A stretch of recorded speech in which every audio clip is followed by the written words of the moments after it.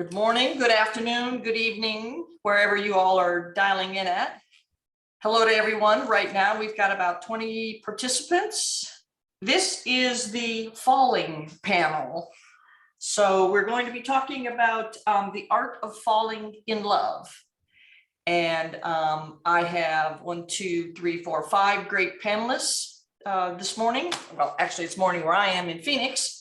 So why don't we start with everybody introducing each other, telling us a little bit about your work, how many books you have published, and where you're calling from. So let's start with Lynn, who is in my upper left-hand box. Hi, I'm Lynn. I am a Kenyan, but now living in England, in Oxfordshire. And I'm promoting The Willing, which is my second book with Bold Strokes. And I'm just hoping that that is not reversed in your views. No, it looks certainly good. Reversed in mine. It looks good. So, Lynn, where do you live? Oxfordshire. So basically, think about where Tolkien set The Hobbit. That's where I live. Okay. In a very, very rural part of Oxfordshire that just happens to have massive queer community. So. For those of us that don't follow The Hobbit, shame on me, I suppose. Where are you relative to London? Northeast, southeast? North and a bit to the west. North and a bit to the west. That's west, isn't it? That way. It's sort of pretty much slap bang in the middle of the round bit of the sort of like the chunk of England. Okay. Got it. And what time I think we sort of count as mid-south. Okay. And what time of the day are you? It is 7 p.m. 7 p.m. Okay. So feel free to have a cocktail because it's 7 p.m. where you are. I've just like shoved my roast chicken in my mouth. So wonderful. No space for cocktails just yet. Mm-hmm. Okay, Anne, a little bit about you, please. Yes, I am in West Orange, New Jersey. I recently released these 2 books. I don't know if you can see, Heart's Desire and My Secret Valentine, with, 2 other authors. I write all sorts. I do fantasy, I'm working on an intrigue novel, fairy tale retellings, historical. I'm all over the place. Whatever comes to me is what I write. Good. Well, you keep your options open that way. Yes. Okay, Jennifer, how about you? Yeah, so I'm calling from in the Washington, D.C. area, technically in Maryland. And this is my debut novel, The Witch Queen's Mate. I like to write stories about powerful women overcoming fantasy challenges and falling in love with each other. Congratulations. So the question I ask all newbie authors is, what did it feel like when you got the phone call that said, we want to publish your book? It was amazing. I actually got it as an email and I immediately called all of my friends and family. It was just like, I can't tell you much, but I'm so excited. Yeah, I think everybody, I don't know. So and I know I'm diverging off the topic a little bit, but do all of you remember the exact spot you were when you found out you were going to be published for the first time? Everybody's shaking their head. Yes, it's a monumental moment. Yeah. So everybody knows exactly where they were. Okay, welcome, Jennifer. Erin.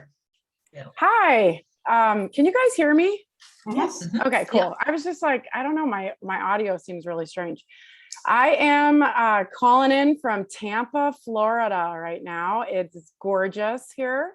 Lovely weather. It's just beautiful, but it's going to get real hot here real quick. So that'll suck. I am on book number 9, I think. The Hummingbird Sanctuary is my latest release. And I write contemporary romance and love it. Love writing, period. Great. And last but not least, Aurora. I'm Aurora Ray, and I am coming to you from not technically Ithaca, New York, a little bit outside, which is upstate New York, and not like just above New York City, like actual upstate, up where the Finger Lakes are.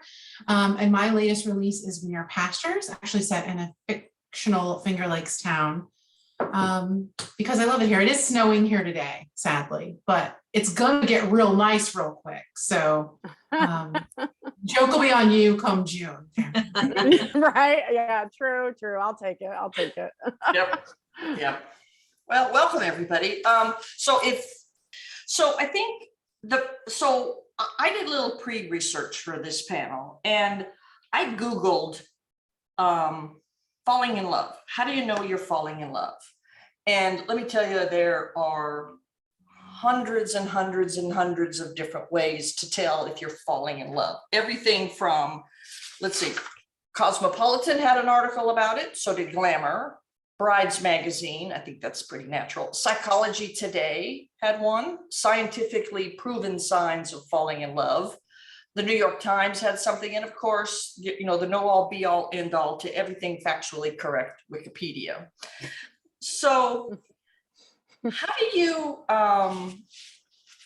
let's start with you, Lynn. How do you convey the feeling of falling for somebody? How do you do that in your work?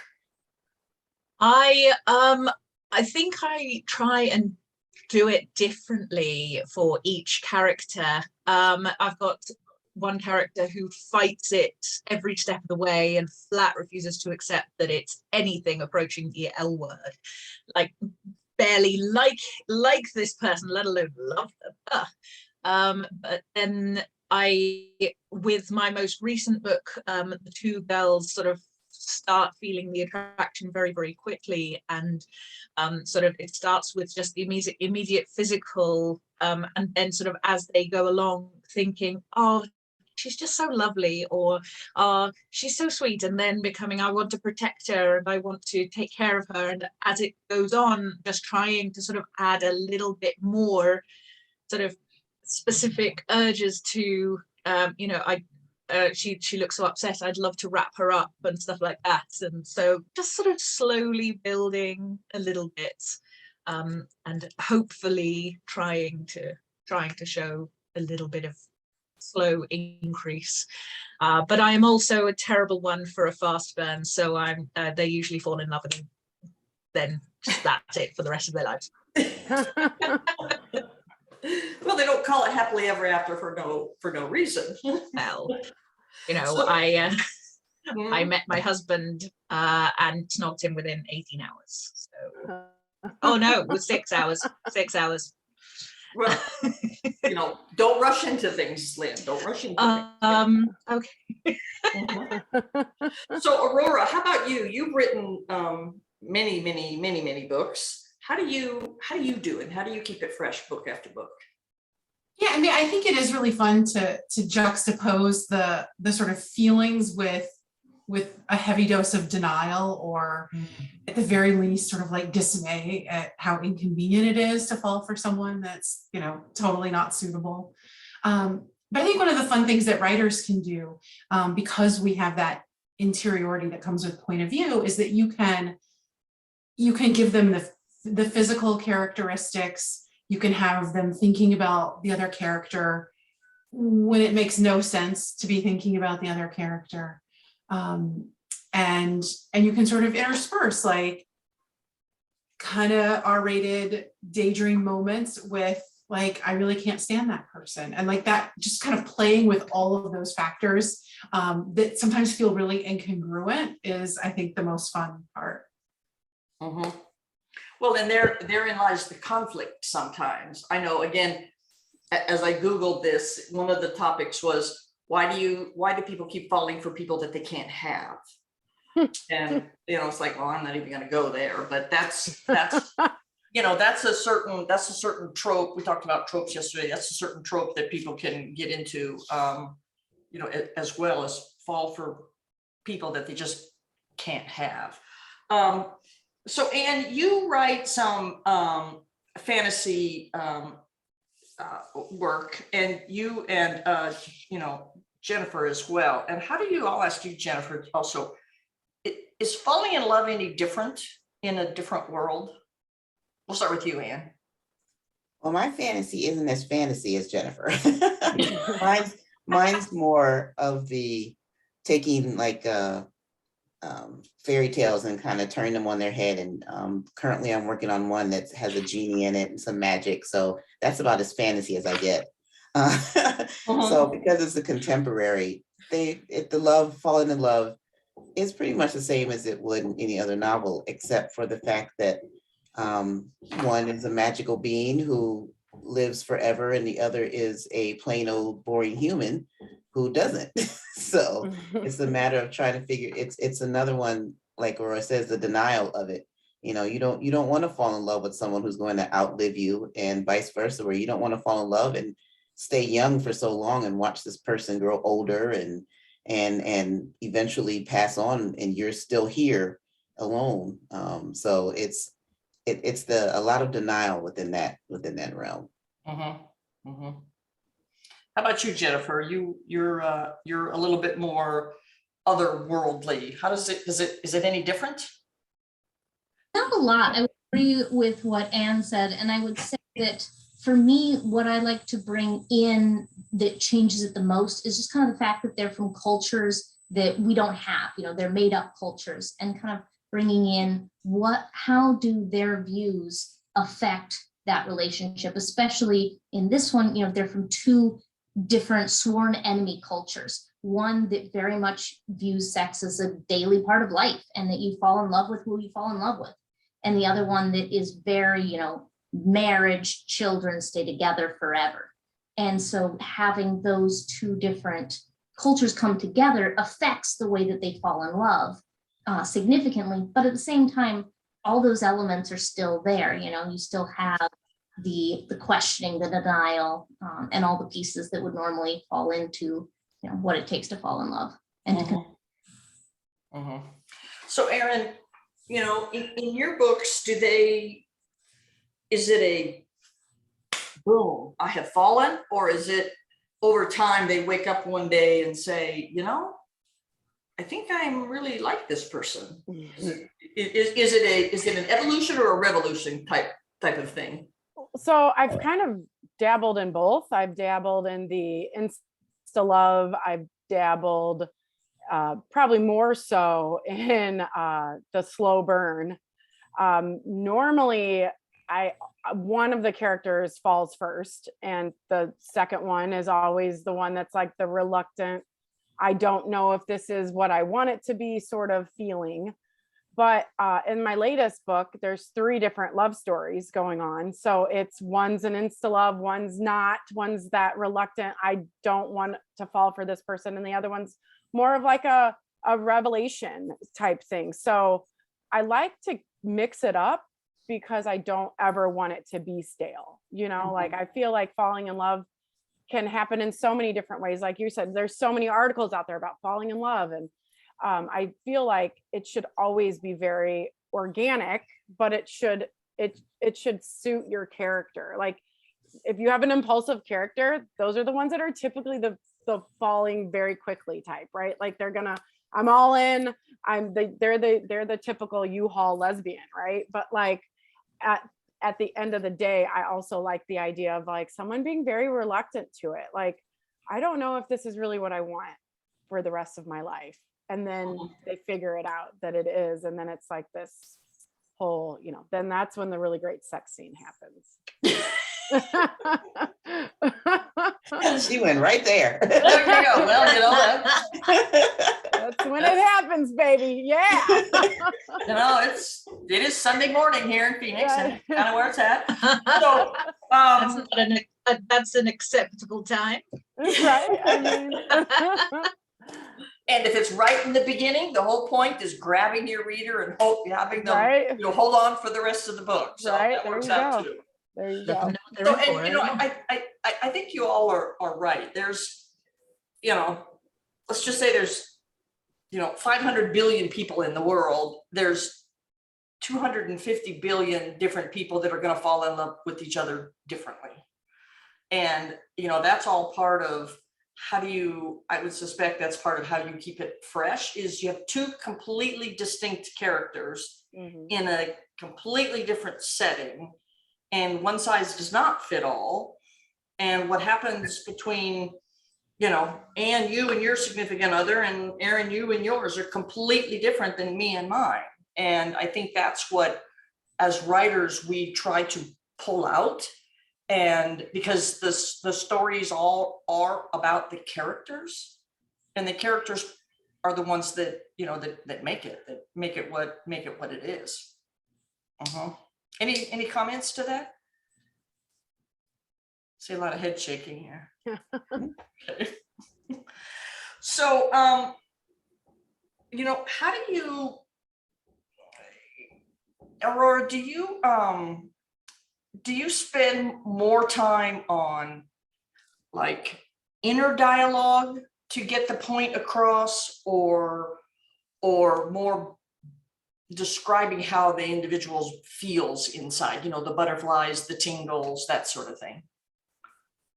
Yeah, I mean, I think, you know, to go back to Erin's point of keeping it fresh, I think you're always trying to find new ways of mixing and matching kind of that space. And I think that's actually a really great place for secondary characters to serve a role, because the secondary characters know your main characters in ways that the love interest maybe doesn't yet. And so they can poke at them and sort of speak truth in ways that the main character might not want to admit.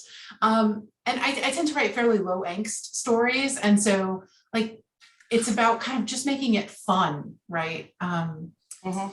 Making it feel good, even if it like feels like a terrible idea that should not be indulged or pursued. Like the reader gets to experience it as fun and not this like kind of dreadful, awful, you know, overwrought kind of thing. At least that's what I go for. Yeah. And Anne, you wrote a book, was it called Harlem Nights? Masquerade, that's right. It was set in Harlem. There we go. Yes. It was set in Harlem in what, like the early 1900s, 1920s? 1930, the Harlem Renaissance. Do you think people recognize, and do you put different words on the page for that character based on what was socially acceptable at that time versus, you know, in 25 type of a thing? Yes. During that time, and it was kind of like the restart of like a new, or the beginning of a new era where people were a little more free. Kind of like a little peek into what the 60s were going to be like. But too many laws to keep people from going to the route that they did in the 60s.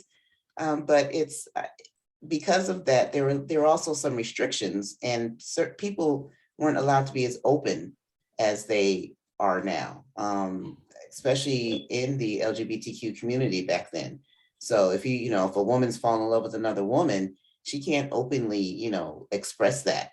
And sometimes doesn't even feel comfortable expressing it to the woman that she's in love with. So it's a difficult time for not just self-acceptance, but self-love for themselves. And then having to get used to falling in love against what society deems as what you should be or how you should be falling in love. So yeah, it's going to be verbalized differently. It's going to be expressed differently because of the restrictions of that time. Yeah, and like you said about, accepting how you yourself are feeling. If you're not comfortable with that, and it doesn't matter if it's 1775, 1925, or 2025. If you're not comfortable with even the idea or the possibility of falling for someone that's not your typical heterosexual relationship, that I believe that would add the angst to it. So not only is there angst with just the whole point of, oh my God, what do I do now type of thing, but that whole angst as well.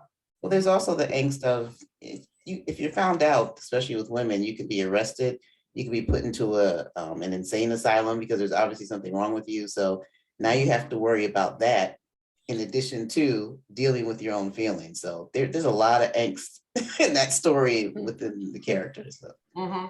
You know, and I think the LGBTs at the time that did step forward and step out and you know, make a move were some of the bravest people ever, because for that reason, they didn't know if you know, that approach was going to be rebuffed, it was going to be okay, if they were going to be thrown in jail, like you said. So those are some brave individuals back then. Yeah. Yes. So one of the questions that has come in is, and I'll start with Jennifer.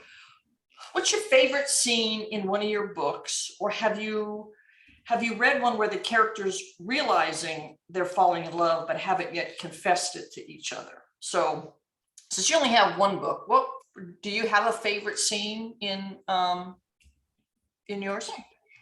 Yeah, so one of my favorite scenes is where my spectred character Sylvie, she is recognizing that she is falling in love with Bada. She's protected her from something she's prevented something bad from happening to her and is holding her. And the two, right, their cultures are sworn enemies. She hates this woman for the fact that the two are kind of coming together. And in that moment, the Bada is asleep and she's holding her and she just has time to process through what she's feeling. And what I like about it is that she really has this time of reflection to say, why do I hate her? And maybe does the way that I feel overcome the way that, you know, I've been trained to feel about her. And I think my favorite piece of it is she really starts to say, I don't need to be driven by what my culture says. I can be driven by my heart, because my culture says my heart will never lie to me. And she has she references the scene later saying, I realized you weren't scary, you were just scared. And I think does anyone else have any significant cultural differences between your characters that they have to overcome as well? No, not really. Okay. And I often do like, I think I do sometimes socioeconomic differences, and I do, I'm realizing I'm developing a thing for like city girl, country girl thing. And I don't, it's more lifestyle, I think, than culture, but I think kind of how you envision life and how you move through the world, you know, based on those things can create those kinds of frictions, maybe not coming from, you know, warring factions or sort of complete cultures. But Yeah, I think, you know, part of a good romance is all about the conflict, for starters. And the conflict can be that I'm falling for somebody that I shouldn't, for whatever reason, the socioeconomic ones, age differences, you know, different religions. I think that kind of adds to it as well. So how about you, Erin? You've written quite a few. What do you think about challenges in those areas? Oh, well, so one of the books that I wrote where they definitely have, I wouldn't say cultural, I'd say kind of like what Aurora was saying, like socioeconomic differences. So in The Other Women, one of the characters is a bartender, but she's a successful bartender because she's bartending in Vegas, you know, at a very successful casino. So it's like that does come up about how she's just a bartender, and it's like, but so I like to kind of shine a light on sometimes different professions where people may have like negative connotations, but you know, about them, and be kind of just say that it's not that bad to be, you know, a server or a bartender, or, you know, you don't have to have gone to school for years and years and years to be successful.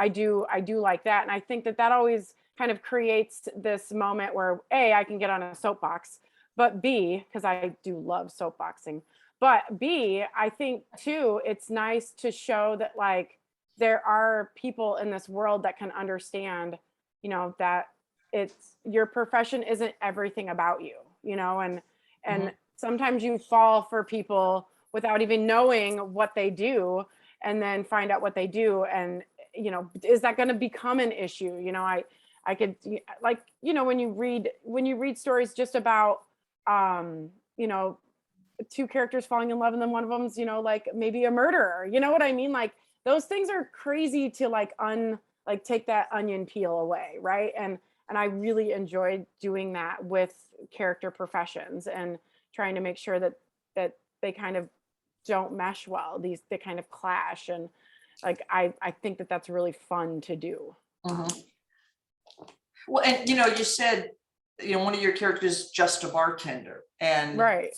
And it so you could have that's the attitude of the character that was the bartender. I'm just a bartender, so I'm Right. not worthy of somebody else. Or Right. like I said, they're a very successful one, and everybody else thinks, well, they're just a bartender. Right. So you can get that. You can get both sides of that. Right. Right. Yeah. And I think too, it's fun to, you know, see that internal, like, you know, this person may think less of me because this is all I do. You know, I'm just a bartender, you know, and I think a little of it's near and dear to my heart because my wife is a server, you know, and I think sometimes people forget that like this is this person's profession. This is what they've chosen to do with their life. Doesn't make it any less just because of that, you know. And I think that it's good to get that across to people that I feel very passionately about servers. One in particular, but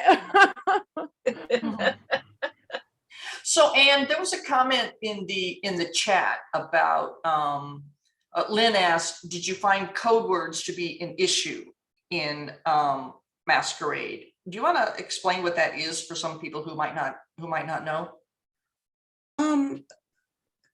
My understanding would be code words are words that are used within the community per se, that are used amongst the community so that they're not recognized by an outside community it's hard for me to describe. So for instance, if you're within an African American community, we use certain words or certain language or certain types, I guess.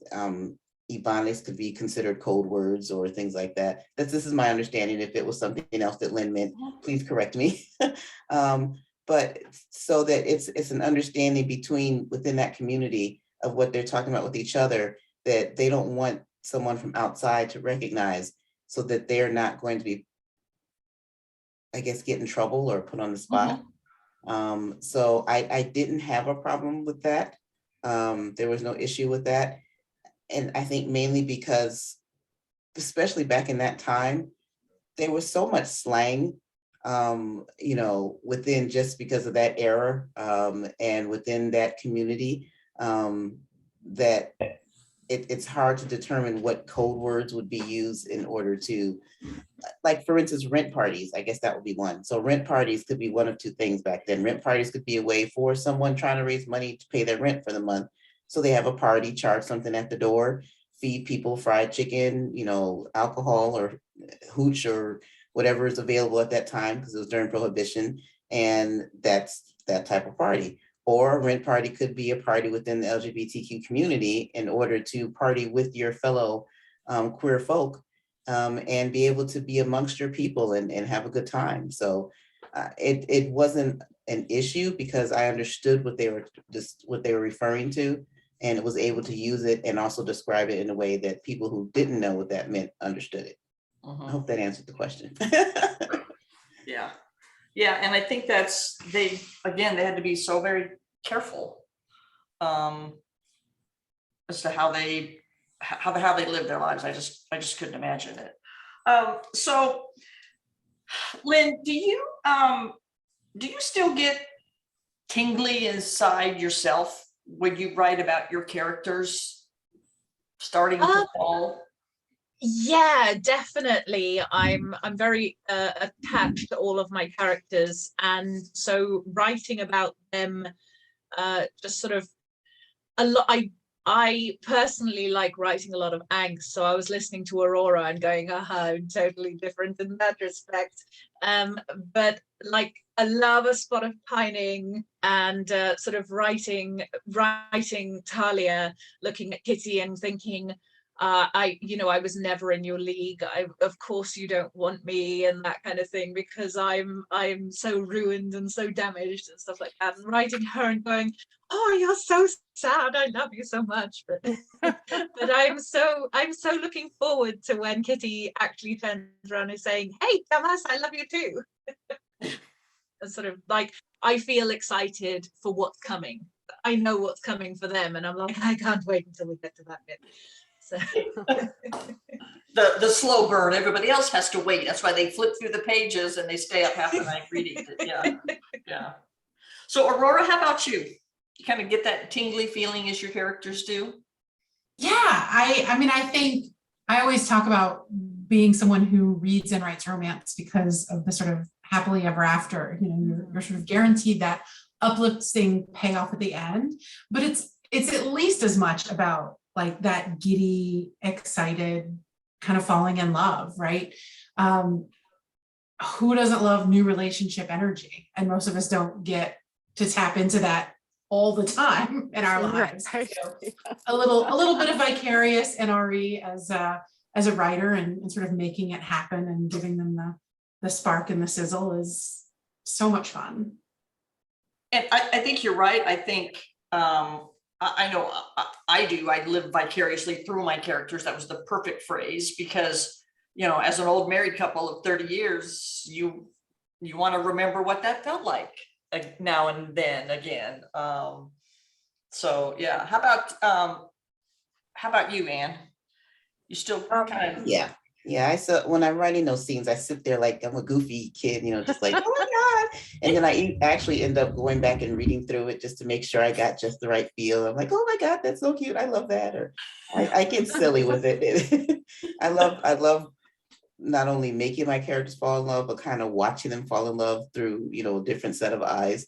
Even though I'm the writer, I kind of have like outer body experience type thing when I'm writing, because I'll go back and read what I wrote. I'm like, did I write that? Wow, they're so cute. I love this couple. I love how they're falling in love. So yeah, I still do get like all the tingles and excitement. Yeah. Erin, how about you? Oh, 100%. Yes. Yes. I love it. I'm going to be real honest. I almost hate once they do fall in love, because now I'm like, well, now they're in love.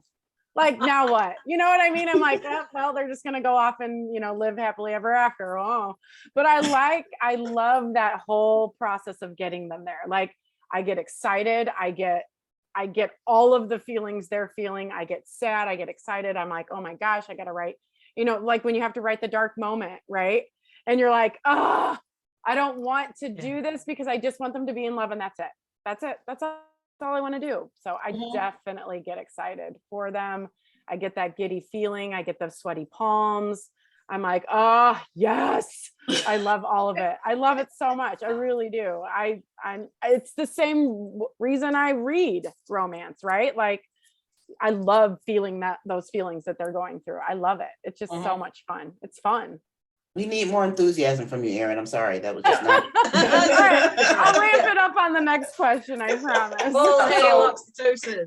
Yeah, so I'm not sure I want to ask a follow-up question to Erin as to, do you feel the same way when you write the sex scenes? But we'll just take it as though, yes, you probably do. And well, actually, I will answer that. I can't stand writing sex scenes. So I get very anxious to write them. So really, why is that? Do you know? No. Because isn't that kind of like the next part of falling in love? Yeah, it is. And what's so funny is, like, I think I do an okay job of writing the sex scene, but I get so nervous about it that I'm like, I will put it off for days before I actually write it. I'm like, nope, I can't do it. So I have to be like in the right mind frame. And typically I need to be in public. Like, I'll be at my Panera writing my sex scene, because I need to like focus, right? Like I'm like, and if I mean, you know, you write a sex scene. But you're probably thinking, if these people around me knew I at all know, what I'm doing. I think You Aurora, start everyone with, I apologize to any telepaths in the room. right? Well, like for Aurora one time, she was like, I wrote a whole sex scene at an airport, right? Like, didn't you say that? Yes. Yeah. I'm like, yes, I love that. I love it. It makes me laugh. But I really have to be in the right mind frame. Well, and you know, it's kind of the same thing about you know, actors when there's a love scene or a sex scene on the screen, it's work. And sometimes writing them are work. I don't know about any of you others, but you get to like, you know, you're writing along and then you put insert sex scene here and then you move on to the next one because you're not be there. You know, you got to be there, and you're also thinking about what's really going to happen next, and it takes a lot of effort and mental energy to be able to write a sex scene and to write a really good one too. Yeah. Yeah, see, this is why it's almost an advantage that I know that my eldest child reads my books, and like all of mine are fade to black. There's no way of writing anything more. There's one where they like made a few sex jokes, and I'm like, yeah, no, kiddo, you can't read that one. No, you can't. Yeah, it's like, no. When you're like 18 and not in my house. Oh my, that's just so true. So, you know, speaking of writing romance, has any of you ever gotten grief from somebody when you tell them that you write romance, like you write trashy romance, or have any of you gotten any kind of negative feedback on that from people? And Yeah. I never. Yeah. I have. When I'll tell people I'm an author, and then, oh, what do you write? Oh, I write romance. I won't even get to I write lesbic romance. I write romance. It's like, oh. It's like, what do you mean? Oh, you haven't even read it. So how are you gonna shoot foo-foo me because I write romance? And all that little love and all that mushy stuff. And I said, more to romance. I said, is in your life with your romance, is it just love and all that mushy stuff? Don't you have angst? Don't you have other things that happen in your life? Well, yeah. Well, then what do you think I'm writing? Just because I think they picture what they call the bodice busters. They picture that and think that this is what you're going to be writing about, and the woman swooning, and no. That's not what we write about. I was at a book fair years ago, and it was when I did my first, and I self-published my first lesbian romance, and I was also writing het romances, and so I had them all laid out, and I had separated the lesbian romance and made sure to put, that this was different from my other romances at my little table. And this woman came up and she says, oh, I just love romance. She's looking at him, and then she looks at that. She says, oh, well, I love the cover on this. So what's this one about? So I told her, and she's like, oh, well, I don't want to. She's like, she just touched it and it made her gay or something. I don't know what it was. Because it was just a general book festival. It wasn't like for any particular, if it was gay or straight, it was just a general book festival. And she was just so like appalled that she touched the book. I'm like, so she refused to buy my other book because of that book. Oh, Like, wow. you know what? And I said, that's fine. You know what? Keep walking. Because the next person that came up was a celebrity from a soap opera that I'd watched that came up and bought my book. So there you go. Yeah, no kidding. Right on. So another question came in. How do you decide what it will take for a character to fall in love? And then, are there certain characteristics of the character that lead you there, or do you just go in different directions? So, Jennifer, what do you think about that? How do you decide what it takes for them to fall in love? Yeah, I think it depends a lot on the character. I mean, Erin, you said it really well about the outgoing character is going to fall in love very differently. And I think there's a lot of different background. But I also think that for me, kind of the circumstances are really important as well. This character might fall in love if they were just at home in a normal setting, but they wouldn't normally in this, my characters are being marched into slavery. And so the bar's a lot higher for for the one character, whereas the other character, she has been told that this is her soulmate. So her bar is pretty low. She is just trying to figure out how to make it work versus the other character it's going to take a lot more for her to get there. There's, to answer the question more specifically, I think there's a lot that goes into it. And I think that's one of the things that helps with making it fresh each time, is making sure that it's not just the character's characteristics that are different, but it's also, the setup. Yeah, absolutely. Lynn, what are your thoughts about that?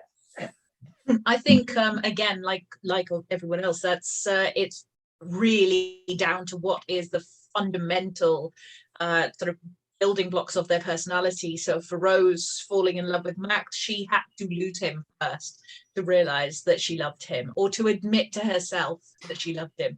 And for Talia and Kitty, it was more because both of them are protectors in their own way. Talia's Talia's an abused was abused throughout her childhood and so on, and so she's very low-key protective, and she's sort of when she sees Kitty tired and when she sees her sort of vulnerable in some way, she sort of just feels like this very, very protective urge. Whereas very similarly, Kitty is a very family-oriented person, and so when she sees Talia feeling scared, she wants to sort of pluck over her and sort of that seeing each other's vulnerability is what brings those two together in particular. And so I think it really depends on who they are as a person and what's important to them. And that if they essentially see a sort of they see something in the other person that they need, and something in the other person that they really want in their lives as well. So Right. it's going to depend on who they are. Yeah, and I think we all talked about that throughout this session. It depends on your character, and is it lust at first sight, or love at first sight, or hate at first sight? And they're all very, very similar in terms of emotions and the effect on people. So, Mary asked a question: if your main character falls in love right away, how difficult is it to keep that plate in the air and keep the readers interested if we know that early on? So, Erin, let me start with you. So in particular, one of my characters in the Hummingbird Sanctuary falls in love right away. And she's the one that has never fallen in love before, right? So she lets her guard down for half a second and falls in love. And in my mind, the way to keep a reader interested is that internal dialogue of what the frick am I doing? Why am I feeling this? What is this? Is this really love? Is this what love really feels like? It's that fighting it, even though it's not fightable, that I feel kept her very interesting. She is actually the first time I've ever written a Black character. She's a strong, independent Black woman that is not going to take anybody's shit. And she falls for this white woman, and it's like, what? She's not at all my type. Like, what is going on?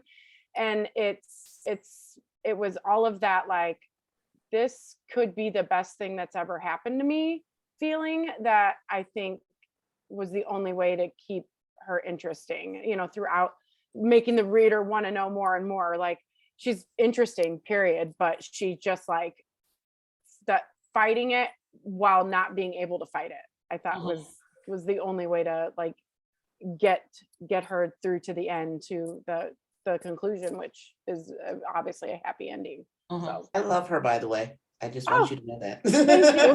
Thank you. Yes, Anne actually did my beta reading. She's my sensitivity reader.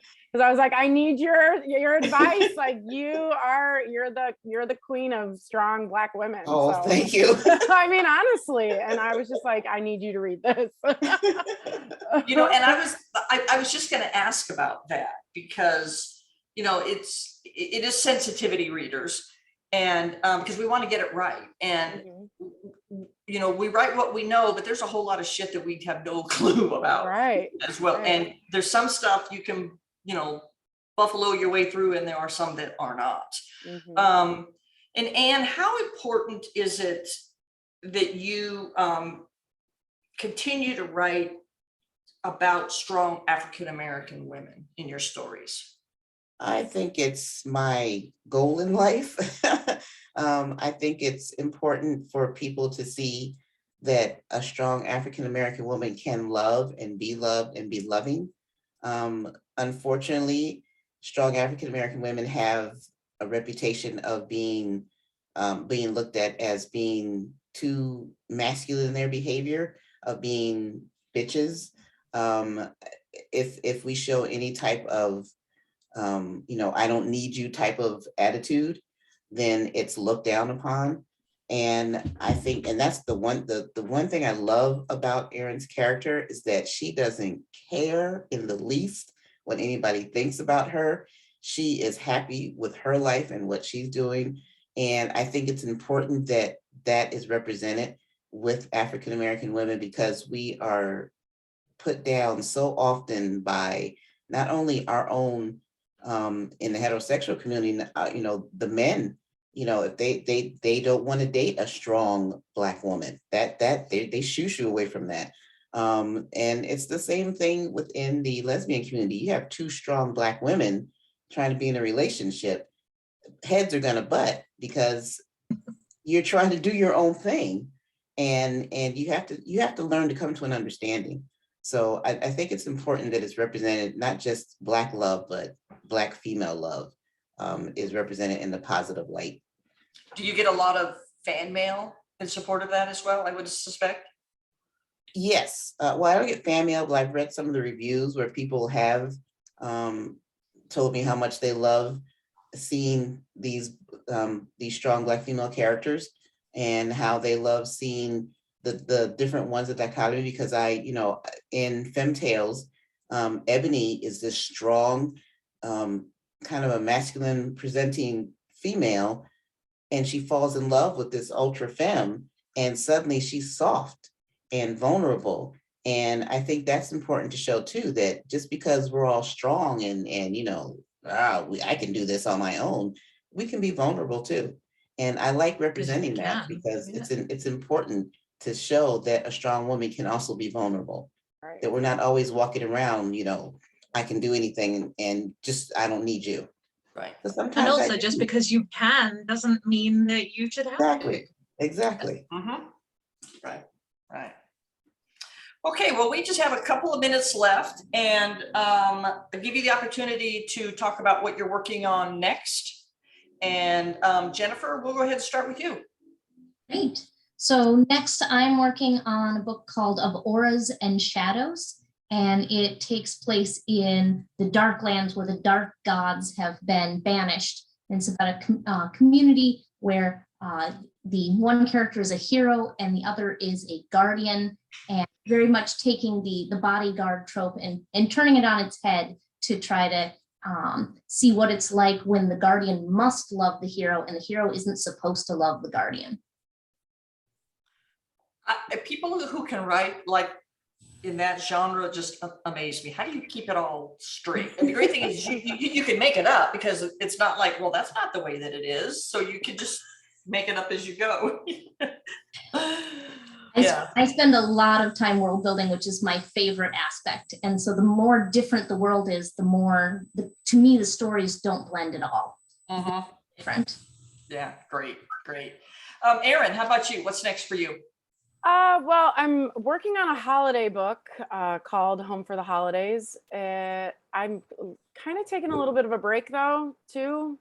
So I don't know when it'll be out. I'm think I needed a mental health break. So I'm taking a little bit of one on Yep. writing, even though I love it. I'm still doing fan fiction, which is my freaking favorite thing to do. So Yeah.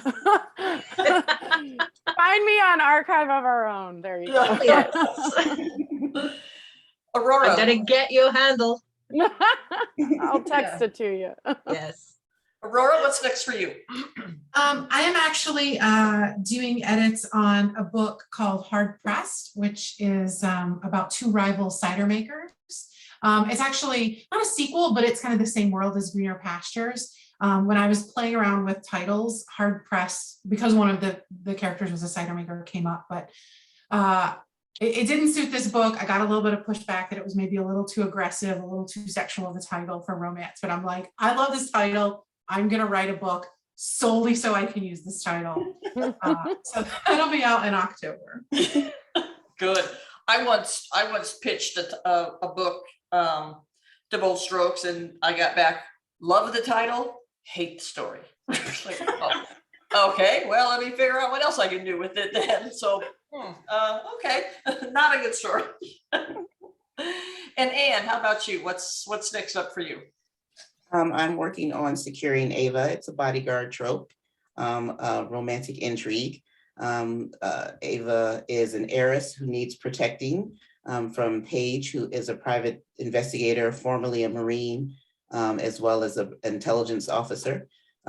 So they're going to butt heads because, of course, you know, you can't have the perfect storyline. But that's what I'm working on right now. That comes out in October. Great. And Lynn?